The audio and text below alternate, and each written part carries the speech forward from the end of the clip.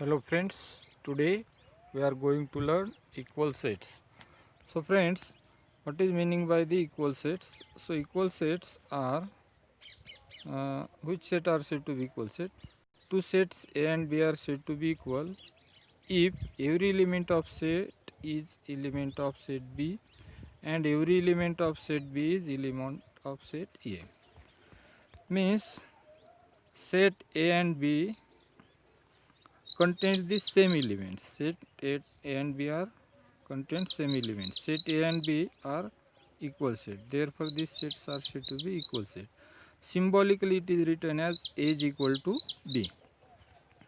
For example, consider one example. Set A contains the element x such that this vertical line is called such that x is a letter of word listen. So x is a word of listen. X is a word of letter listen. X is word of letter listen. So here x is letter of word listen. So here characteristic are given. So in this word listen, which are the letters? L. So L. Then I, S, S, T, T, E, E, N and N. So A is a set of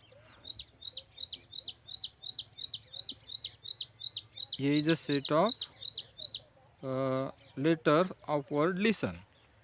Now second example, B contains the element x y such that y is a letter of word silent. आता हा जो silent word आहे, या silent वर्डमधील जे letters आहेत ती letters कोणती आहेत? तर ती आहेत बघा यस. ती लेटर कोणती आहेत? Yes, yes. त्यानंतर I, L, L, E, N, N, T आणि टी. बघा आता बी मध्ये कोणते घटक झाले मग? S, I, L, E, N, T. आणि ए मध्ये कोणते घटक आहे? L, I, S, T, E, N. आता बघा ए आणि बी मध्ये जे घटक आहेत ही दोन्ही घटक ही कशी आहेत? सारखीच आहेत. फक्त कसं आहे त्यांची ऑर्डर ही कशी आहे?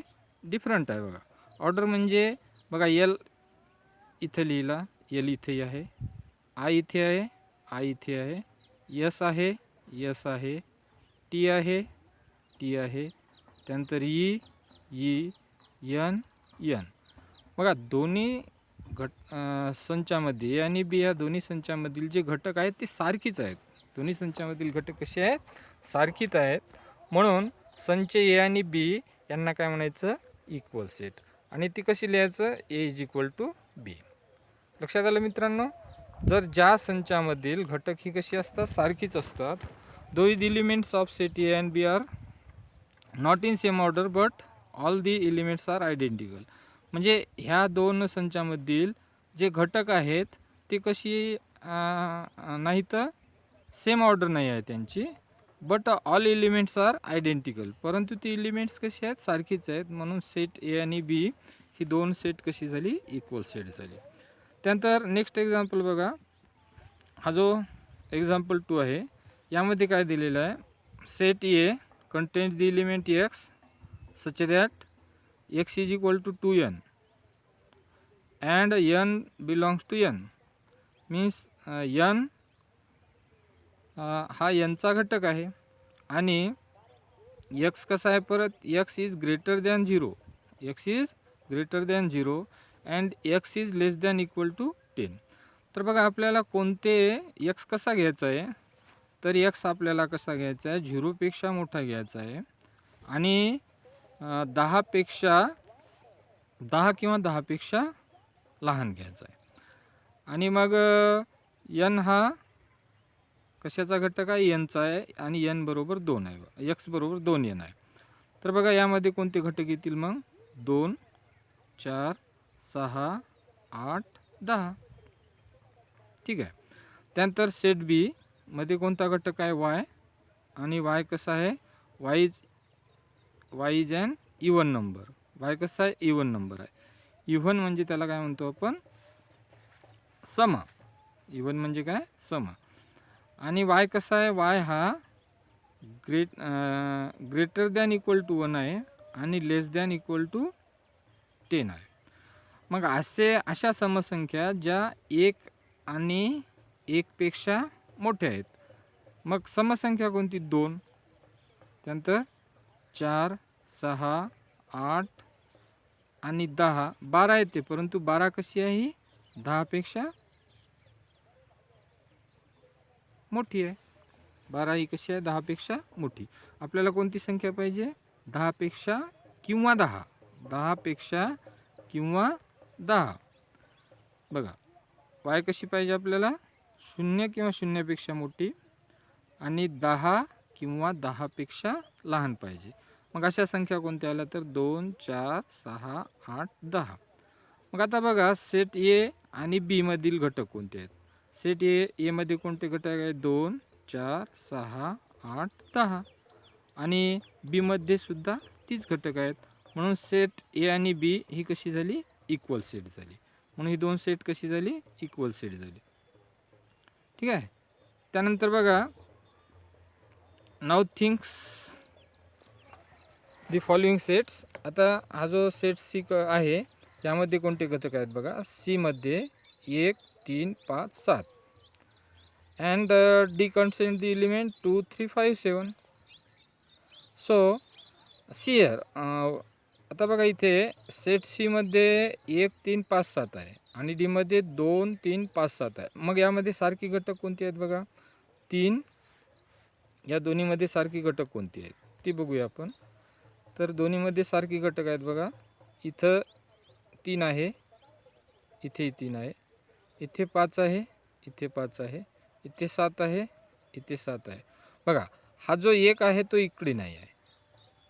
सी मध्ये 1 आहे परंतु डी मध्ये 1 नाही आणि डी मध्ये 2 आहे परंतु सी मध्ये 2 नाही. मग ए आणि डी हे इक्वल सेट होतील का नाही. Obviously no, because A is a element of C and A does not elements of D and D is elements of 2 is elements of D and 2 is not element of C. म्हणजेच काय तर यामधील हे जे आपल्याला दिसून येतं की एक हा जो घटक आहे हा घटक कशाचा आहे सीचा घटक आहे. परंतु 1 हा कशाचा घटक नाही 1 हा डीचा घटक नाही. डी मध्ये 1 नाही. त्यानंतर 2 हा कशाचा घटक आहे डीचा आहे परंतु 2 हा घटक सी मध्ये नाही. 2 हा घटक सी मध्ये नाही. म्हणून इथे सी आणि डी हे इक्वल सेट होणार नाहीत. So it is written as C is not equal to D. मग ते कशी लिहितात C is not equal to D असं लिहितात. ठीक आहे. त्यानंतर थर्ड एक्झाम्पल बघा. इफ ए मध्ये कोणते घटक आहेत 1, 2, 3 आणि बी मध्ये कोणते घटक आहेत 1, 2, 3, 4. मग आता इथं ए आणि बी हे दोन्ही जे संच आहेत ही दोन्ही संच इक्वल सेट होतील का. Then A is not equal to B, verify it. आता तुम्हाला माहिती आहे बघा ह्यामधील जो घटक आहे हा 4 जो घटक आहे तो कशात आहे बी मध्ये आहे आणि 4 हा घटक कशात नाही ए मध्ये नाही. म्हणून ए इज नॉट इक्वल टू बी हे आपल्याला व्हेरीफाय करता येईल आहे की नाही. कारण इथं काय दिलेलं आहे बघा 4 is a element of B. 4 is element of B and 4 is a not element of B. 4 is a not element of B. Therefore A is not equal to B. A is not equal to B. अशा पद्धतीने आपल्याला हे काय करता येईल दाखवता येईल. त्यानंतर इथे चौथं एक्झाम्पल बघा. A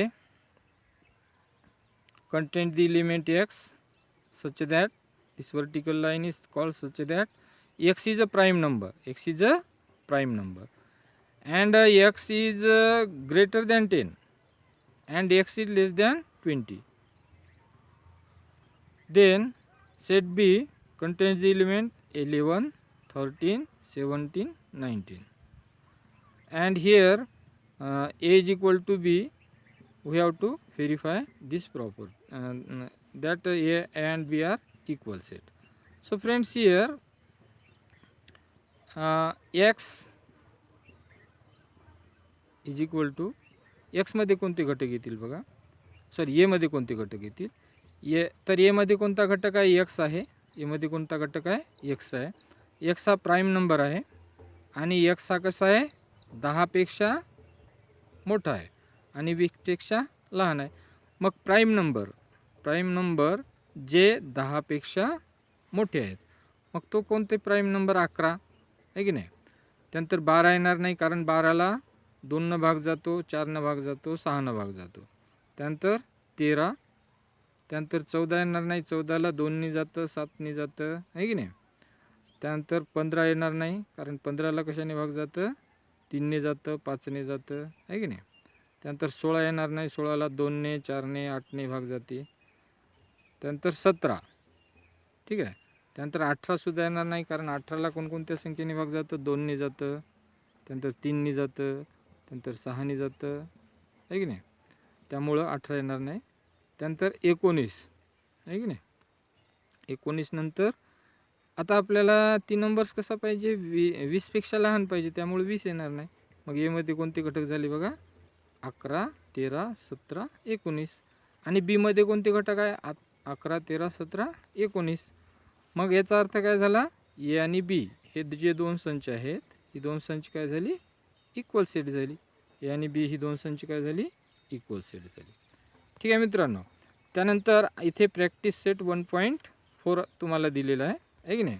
हा प्रॅक्टिस सेट तुम्ही घरी सोडवून बघा, आणि काही अडचण आली तर ते मला तुम्ही काय करा, काही अडचण असेल तर मला त्याचं तुम्ही मेसेज पाठवा, मग मी ती सॉल्व करून पाठवतो. ठीक आहे. त्यानंतर खाली बघा वेन डायग्राम्स दिलेले आहे. आता बघा या वेन डायग्राम कशाला म्हणायचं, तर जॉन वेन हे एक ब्रिटिश लॉजिशियन होते. John Venn is a British logician. Venn was the first to use a close figure to represent text. तर ह्या सायंटिस्टनं जो सेट आहे तो सेट कसा रिप्रेझेंट केला, क्लोज फिगरने रिप्रेझेंट केला, म्हणून त्या फिगरला काय म्हणतो आपण, वेन डायग्राम म्हणतो. And such a representation are called Venn diagram. आणि अशा प्रकारच्या रिप्रेझेंटेशनला आपण काय म्हणतो, Venn diagram. Venn diagrams are very useful. ह्या डायग्राम्स युजफुल असतात in order to understand and the illustrate the relationship among sets and solve the example base on the sets. तर ही जी वेन डायग्राम आहे, ही वेन डायग्राम ही understand करण्यासाठी आणि illustrate the relationship among sets करण्यासाठी फार महत्त्वाची आहेत. तर ती बघूया आपण कशी असतात. So let us understand the use of the Venn diagram from the following example. आता इथे एक आपण एक्झाम्पल घेतलं, या एक्झाम्पलमध्ये आपल्याला बघा सेट ए दिलेला आहे, आणि सेट ए मध्ये कोणते एलिमेंट्स आहेत, 1, 2, 3, 4, 5. आता हा जो सेट आहे, हा सेट ए जेव्हा आपण वेन डायग्रामने दर्शवतो, ती वेन डायग्राम म्हणजे अशी क्लोज फिगर म्हणजे बंद आकृती. आणि तो जो संच आहे त्या संचाचं नाव द्यायचं इथे, जसं की इथं ए लिहिलेलं आहे की नाही. आणि त्यामधील जे घटक आहेत, त्यामधील घटक हे आपण काय करायचे, नंतर अशा पद्धतीने रिप्रेझेंट करायचे. त्यामध्ये कुठे पण रिप्रेझेंट करता येईल, जसं 1, 2, 3, 4, 5 आहे की नाही. आणि बघा हा जो सेट ए आहे, हा सेट ए अशा क्लोज फिगरनी रिप्रेझेंट केलेला आहे. आणि यामधील हे जे घटक आहेत, ही घटक यामध्ये आपण काय केली, अशा पद्धतीने रिप्रेझेंट केली. अशा फिगरला काय म्हणायचं, वेन डायग्राम म्हणायचं. त्यानंतर बघूया दुसरं एक्झाम्पल. सेट बी मध्ये कोणता एलिमेंट्स आहे बघा. सेट बी मध्ये एक्स हा एलिमेंट आहे आणि एक्स कसा आहे, ही व्हर्टिकल लाईन आहे आणि या व्हर्टिकल लाईनच्या पुढे त्याची काय दिलेली आहे, प्रॉपर्टी दिलेली आहे.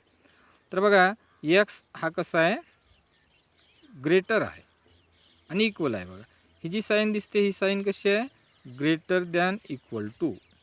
ही साईन कशी आहे, ग्रेटर दॅन इक्वल टू आहे की नाही. तर एक्स कसा आहे, तर एक्स हा ग्रेटर दॅन इक्वल टू -10 आहे आणि एक्स कसा आहे, लेस दॅन इक्वल टू 0 आहे. लेस दॅन इक्वल टू 0 आहे आणि एक्स काय आहे, इंटिजर आहे. एक्स काय आहे, इंटिजर आहे. तर मित्रांनो तुम्हाला इंटिजर्स म्हणजे काय हे समजलं पाहिजे. तर सुरुवातीला बघूया इंटिजर्स कशाला म्हणतात. इंटिजर्समध्ये कोणते घटक येतात सुरुवातीला बघूया. तर इंटिजरमध्ये बघा सुरुवातीला लिहायचं इथं 0, ठीक आहे. त्यानंतर याच्या राईट हँडला 1 2 3 4 इन्फायनेट डॉट डॉट डॉट इन्फायनेट अनंत. आणि या 0च्या डाव्या बाजूला -1 -2 -3 आणि इकडे डाव्या बाजूला अशा पद्धतीने अनंत. आता आपल्याला एक्स कसा घ्यायचा, एक्स हा इंटिजर असला पाहिजे, यामधील घटक असला पाहिजे आणि एक्स -10 पेक्षा मोठा असला पाहिजे. आता मला सांगा -10 पेक्षा मोठा इकडे कोणता घटक आहे, -10 किंवा -10 पेक्षा मोठा. म्हणजे इकडे बघा इकडे येईल तो -10, त्यानंतर -9 -8 नाही का, त्यानंतर -7 -6 -5 -4 -3 -2 -1 आणि एक्स कसा असला पाहिजे, लेस दॅन इक्वल टू 0 आणि तो 0 पर्यंत आला पाहिजे. म्हणजे इकडचे हे घटक येणार नाहीत बघा, हे काय येणार नाहीत, कारण आपल्याला एक्स कसा घ्यायचा आहे, एक्स हा ग्रेटर दॅन इक्वल टू -10 घ्यायचा आहे आणि तो कसा घ्यायचा आहे, 0 किंवा 0पेक्षा लहान घ्यायचा आहे.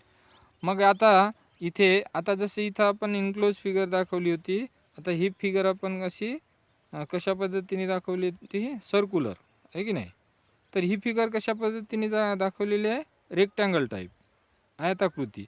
म्हणजे फिगरचा जो शेप आहे त्या शेप कोणताही असला तरी चालेल, फक्त ती कशी असली पाहिजे, बंद आकृती असली पाहिजे. बंद आकृती म्हणजे कसं, बघा ही आकृती काढली, ही आकृती बंद नाही आहे, क्लोज नाही आहे, ती बंद पाहिजे, अशी क्लोज झाली. आता ही काय झाली, क्लोज झाली. म्हणजे त्या फिगरचा शेप हा कसाही असला तरी चालेल आहे की नाही, फक्त उद्देश काय आहे की ती क्लोज असली पाहिजे. मग तो असा सर्क्युलर असो किंवा रेक्टँगल असो किंवा तुम्ही ट्रायंगलवर सुद्धा दाखवू शकता, फक्त ती फिगर कशी असली पाहिजे, क्लोज असली पाहिजे, ठीक आहे.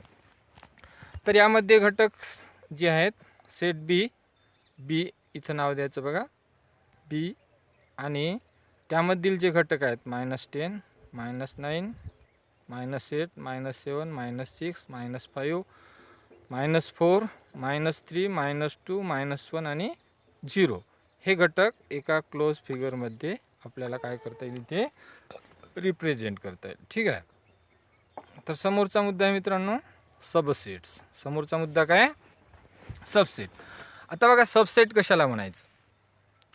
सबसेट म्हणजे समजा ए आणि बी हे 2 सेट्स आहेत.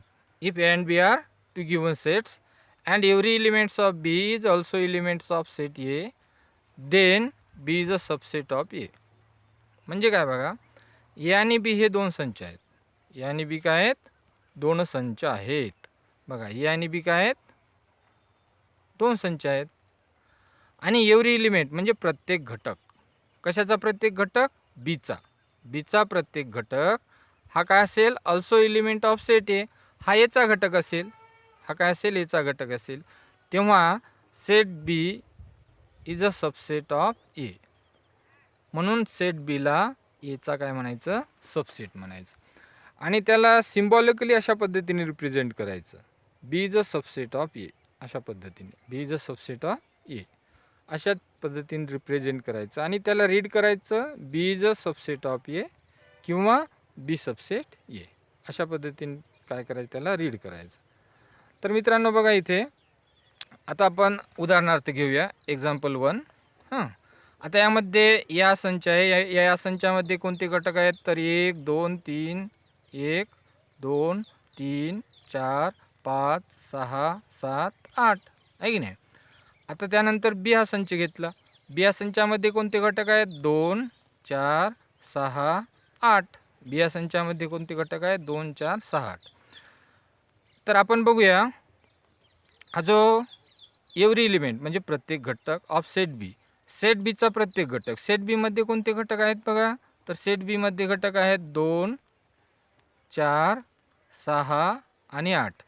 हे चारही घटक जे आहेत एव्हरी एलिमेंट ऑफ सेट बी म्हणजे सेट बीचा प्रत्येक घटक, तर हे 2 4 6 आणि 8 म्हणजे बीचे घटक हे कशामध्ये आहेत? ए मध्ये आहेत. बीचे घटक कशामध्ये आहेत? ए मध्ये आहेत. So every element of set B is also element of set A, then B is a subset of A. Then therefore B is subset of A. This can be represented by Venn diagram as shown above. आणि हे आपल्याला Wien डायग्रामच्या सहाय्याने सुद्धा represent करता येतं. तर बघा इथे वेन डायग्राम दिलेली आहे. सेट ए मध्ये कोणते एलिमेंट्स आहेत? हा सेट ए झाला. यामध्ये एलिमेंट्स कोणते आहे? 1 2 3 4 5 6 कुठे आहे? हां बघा 1 2 3 4 5 6 7. हे कशाचे घटक आहेत? आणि हा 8 हे कशाचे? 1चे घटक आहेत. बघा ए या संचामध्ये हे सर्व घटक आले. ठीक आहे. त्यानंतर बी हा घटक घेतला, सॉरी बी हा संच घेतला. बी या संचामध्ये कोणती घटक आहेत? तर 2 4 6 8 आहे की नाही. आता हे जे बीचे घटक आहेत ते कशाचे घटक आहेत? एचेही घटक आहेत. बीचे घटक जे आहेत ते कशाचे घटक आहेत? एचेही घटक आहेत. म्हणजे बी मध्ये असणारे हे जे घटक आहेत ते ए मध्ये सुद्धा आहेत, ते ए मध्ये सुद्धा आहेत. म्हणून हा जो बी आहे हा काय झाला? एचा उपसंच झाला. म्हणून B is a subset of A. So in that way we have to study this subset. Next, so here one activity is given. I think you have do it. Now second example, let us see some more subsets. Example 2, n is a set of natural number. N is a set of natural number and I is a set of integers. I is a set of integers. आता set of natural number, natural नंबरचा set कसा असतो आपल्याला माहीत आहे. N मध्ये कोणते घटक आता असतात? तर एन मध्ये 1 2 3 4 5 6 अनंत आहे की नाही. हे कशाचे घटक झाले? एनचे घटक. एन मध्ये हे घटक असतात. त्यानंतर आय मध्ये कोणते घटक असतात? बघा आय मध्ये कोणते घटक असतात? इथं आपण 0 लिहितो. त्यानंतर 1 2 3 डॉट डॉट डॉट म्हणजे इन्फायनेट. 3 4 5 6 7 8 9 10 11 12 इन्फायनेट. आणि या झिरोच्या डाव्या बाजूला -1 -2 -3 आहे की नाही. आणि इकडे अशा पद्धतीने इन्फायनेट. आता मला सांगा एन हा नॅचरल नंबरचा सेट आहे म्हणजे हा आहे आणि आय हा इंटिजर आहे. आय कसा आहे? इंटिजर आहे. मग एन मधील हे जे घटक आहेत, एन मधील 1 2 3 4 5 6 म्हणजे 1 2 3 4 5 6 हे एन मधील घटक कशामध्ये आहेत? आय मध्ये आहेत. एन मधील घटक कशामध्ये? आय मध्ये आहेत.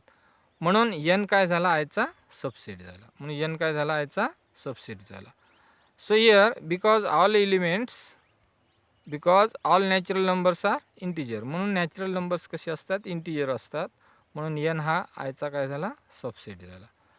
त्यानंतर तिसरं एक्झाम्पल दिलेलं आहे मित्रांनो, पी आहे की नाही.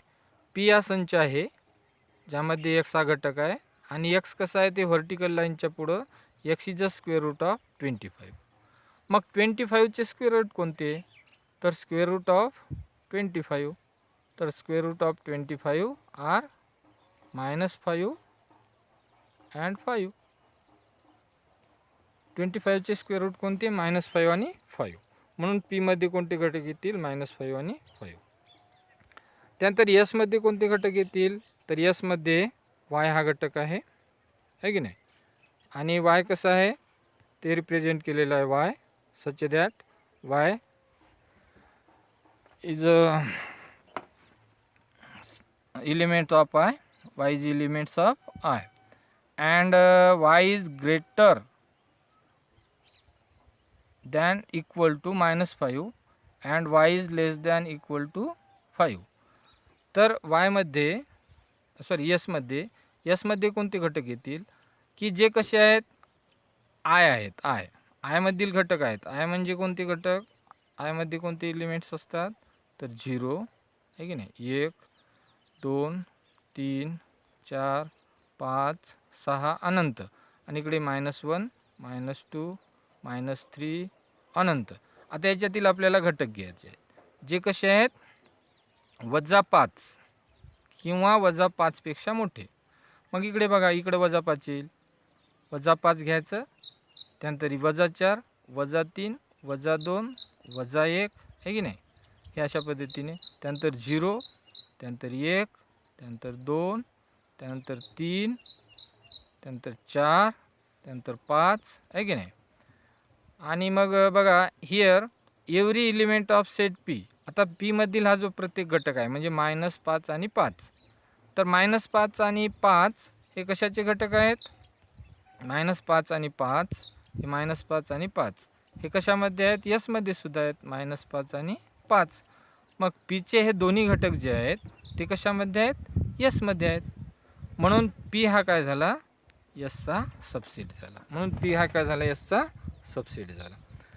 त्यानंतर remember this. So friends, remember this, every set is a subset of itself. Every set is a subset of itself. त्यानंतर empty set is a subset of every set. Empty set is a subset of every set, that is Q, phi is a subset of A. If A is equal to B, if A is equal to B, A आणि B हे दोन सारखे set आहेत, समान set आहेत, तर A हा B चा सबसेट झाला आणि B हा A चा सबसेट झाला. जर A हा B चा सबसेट आहे आणि B हा A चा सबसेट आहे, बघा A हा B चा सबसेट आणि B हा A चा सबसेट, तर ते दोन सेट्स कसे असतात, इक्वल असतात. ठीक आहे. त्यानंतर खाली एक एक्झाम्पल दिलेलं आहे. हां, एक्झाम्पल बघा, ए मध्ये कोणते घटक आहेत, तर ए मध्ये 1 3 4 7 8. Then write all possible subset of A. तर एचे आपल्याला पॉसिबल सबसेट लिहायचे, म्हणजे शक्य असणारे सबसेट. मग ए मध्ये आपण काय घेऊ शकतो, पी हा एक, याच्यातले समजा दोन घटक घेतले, 1 आणि 3 आहे की नाही, 1 आणि 3, म्हणजे आपल्याला ह्या सेट दिलेला आहे आणि याचे संभाव्य घटक लिहायचे आहेत, पॉसिबल सबसेट लिहायचे आहेत. मग पी हा घेतला की पी मध्ये कोणता घटक घेतला आपण, 1 आणि 3 घेतली. ठीक आहे. मग 1 आणि 3 कशाचे घटक आहेत, याचे घटक आहे, म्हणून पी हा काय झाला, याचा सबसेट झाला. त्यानंतर टी घेतला, टी मध्ये आपण कोणते घटक घेतले, 4 7 8. बघा 4 7 8 हे याच्यातलेच घटक घ्यायचे, 4 7 8. आता हे 4 7 8 जे घटक आहेत टीचे, हे कशाचे घटक आहेत, एचे सुद्धा आहेत, म्हणून टी काय झाला, एचा सबसेट झाला. त्यानंतर व्ही घेतला आपण, व्ही मध्ये कोणते घटक आहेत, बघा 1 4 8. कोणते घटक आहेत, 1 4 8. आता 1 4 8 कशाचे घटक आहेत, याचे घटक आहेत. 1 बघा 1 1 4 8 1, त्यानंतर 4, त्यानंतर 8. हे कशाचे घटक आहेत, व्हीचे घटक आहेत, म्हणून व्ही काय झाला, याचा सबसेट झाला. त्यानंतर यस मध्ये कोणते घटक घेतले आपण, 1 4 7 8. तर बघा 1 4 7 8 आहे की नाही, हे कशाचे घटक आहे, 1 4 7 8 हेचेही घटक आहेत, म्हणून यस काय झाला, याचा सबसेट झाला. म्हणजे ए आपल्याला सेट दिला होता, त्याचे हे पॉसिबल सेट्स आपल्याला आपण या ठिकाणी लिहिले. आणखी आपल्याला पॉसिबल सेट लिहिता येईल आहे की नाही. उदाहरणार्थ बी मध्ये आपण एखादा एकही घटक दाखवू शकतो, जसं इथं 2 3 असे दाखवले, आपण इथं 3 एकही घटक, बी हा सुद्धा पॉसिबल काय होईल, त्याचा सबसेट होईल. ठीक आहे. त्यानंतर मित्रांनो, पुढे एक ॲक्टिव्हिटी दिलेली आहे की नाही. जमलं तर ती करून बघा, नाहीतर मी नेक्स्ट पिरियडला त्याच्यावरती सांगणार आहे.